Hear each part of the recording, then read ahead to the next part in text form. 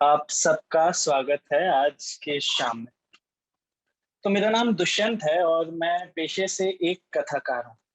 अब जितना फैंसी ना इस काम के टैग को लेकर घूमना है, जिंदगी उतनी ही पशुपेश में गुजरती है। हर वक्त नई कहानियों की तलाश और उसे लिखने की जद्दोजहद में ही मेरा सारा वक्त निकलता है। कहानियां मुझे लगता है ना, लोगों का बिलीफ सिस्टम होती है। इसीलिए भी शायद जब भी हम किसी बुरी अवस्था में होते हैं तो हमें एक हीरो की तलाश होती है। और सही ही तो कहा है भैया वासीपुर में रामादेव सिंह ने कि हम सबके मन में अपनी एक पिक्चर चल रही है। अब ये बात आपको कड़वी लगे या मीठी, पर अपनी कहानियों के हीरो भी हम ही हैं और उसके सबसे बड़े विलन भी हम। तो आज मेरी इस कहानी के जरिए कोशिश यही रहेगी कि मैं आप सबको ये बता सकूं जो भी मैंने आज तक सीखा है या जाना है। तो इस कहानी की शुरुआत 1993 में एक मध्य वर्गीय परिवार था। मध्य प्रदेश के एक छोटे से गांव नरोजावाद। घर में सबसे छोटा था, तो सब छोटू छोटू कह के ही पुकारने लगे। और फिर नाम भी भैया छोटू ही पड़ गया। मुझे लगता है ना ये दोस्तों, ये हम मिलेनियल्स की जिंदगी की शुरुआत ना इस नाम की ट्रेजेडी के साथ ही शुरू होती है। और ना ना ना, गलत मत समझना। हमें जी जनरेशन के आरव, शनाया ऐसे टाइप के नाम नहीं मिलते थे। हमें मिलता था बबलू, रोली, चिंटू, छोटू, ऐसे नाम से लोग हमें पुकारा करते थे। बहरहाल बचपना जो है ना, मोहल्ले में गुजरा। एक ऐसा मोहल्ला जहां सब सबको जानते हैं। एक ऐसा मोहल्ला जहां एक परिवार का दुख सुख सारा मोहल्ला बांटा करता है। जहां अगर घर में अचानक से आपके शक्कर या नमक कम हो जाए ना तो आप बगल में बेझिझक होकर उपाध्याय आंटी से उसे मांग सकते थे। जहां अगर आपको मोहल्ले की गली के अंत तक पहुंचना है तो 3 बार 3 जगहों पे चाय पी के जानी पड़ेगी। पर वक्त गुजरा और पिताजी का तबादला गांव से एक सेमी अर्बन टाउन में हो गई थी। मोहल्ले की जगह कॉलोनी ने ले ली। और जहां कॉलोनी है वहां कॉलोनी के सामने रहने वाले शर्मा भाई साहब के जो लड़के थे, उनके ओवर अचीवमेंट के किस्से, उनकी पढ़ाई और उनकी पढ़ाई। क्योंकि अब मिट्टी में खेलने वाले बच्चे साइकिल चलाने लगे थे।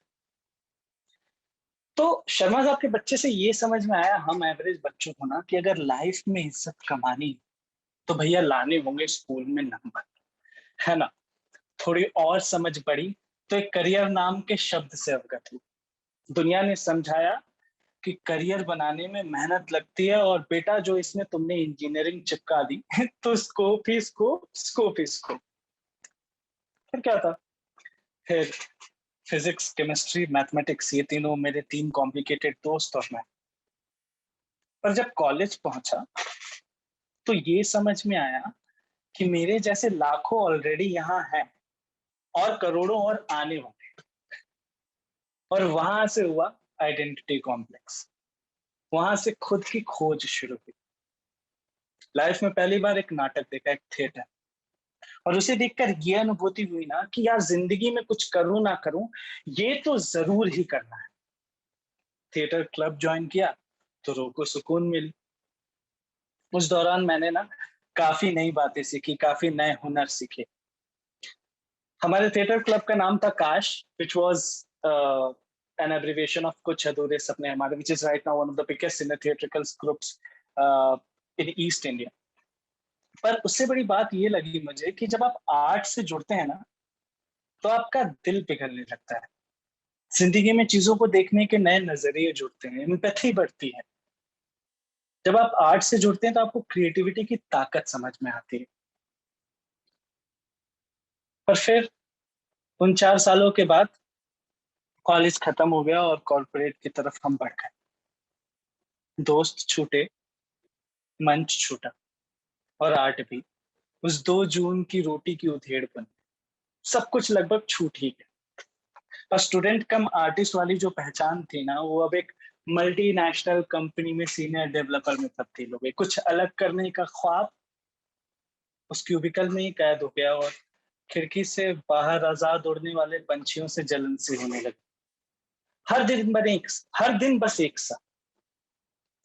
न सुबह उठकर कुछ नया करने का जुनून बचा था, न रात को सुकून से सोने की कोई वजह मिली थी।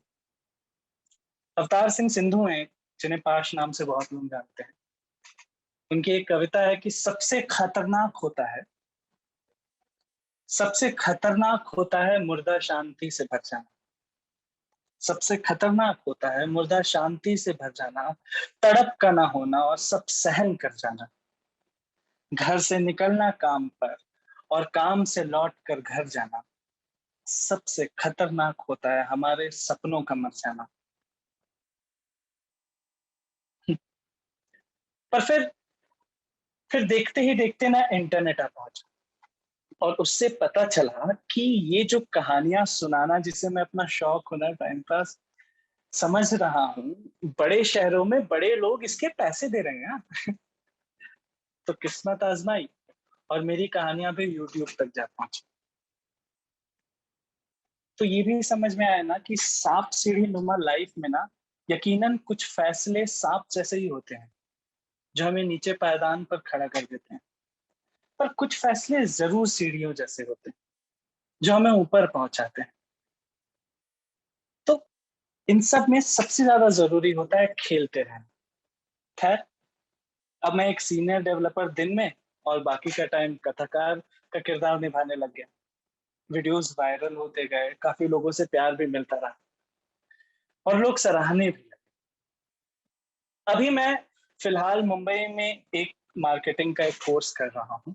साथ ही साथ एक कंपनी में अलग अलग ब्रांड्स के लिए प्रचार बनाता हूँ, अपनी थिएटर टीम के लिए नुक्कड़ नाटक लिखता हूँ, वक्त मिलती है तो फिल्में बनाता हूँ, और खैर बाकी कहानियां सुनाना तो जारी है। तो बस ये समझ लीजिए कि पूछते हैं वो कि गालिब कौन है, अब कोई बतलाओ कि हम बतलाएं क्या। और जाते जाते मुझे अब तक अपने इस सफर में बस इतना ही समझ आया है कि एक इंसान जिंदगी भर बस एक लेबल लेकर घूमे, दोस्तों ये बिल्कुल जरूरी नहीं। ये लाइफ ना एक अनसॉल्व्ड रूबिक्स क्यूब जैसी ही होती है, जिसके हर चेहरे पे एक अलग रंग छुपा होता है, और हम इसे सॉल्व करने की चाहत में अलग अलग एल्गोरिथम के चक्कर में लोग बदलते हैं, पेशे बदलते हैं, पहचान बदलते हैं। कभी सुलझ जाता है और कभी बस सुलझने वाला होता है।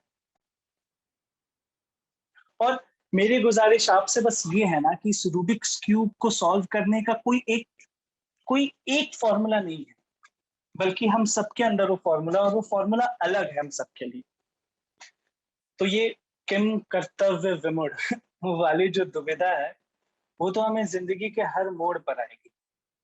पर ये हमारा फर्ज है कि हम लिए हुए हर फैसले को सही बनाएं।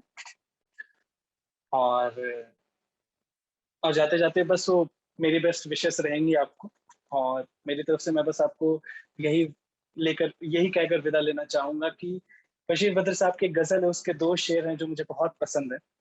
कि कोई फूल सा हाथ कांधे पे था, कोई फूल सा हाथ कांधे पे था, मेरे पांव शोलों पे जलते रहे। कोई फूल सा हाथ कांधे पे था, मेरे पांव शोलों पे जलते रहे। मुसाफिर के रास्ते बदलते रहे, मुकद्दर में चलना था, चलते रहे। Thank you.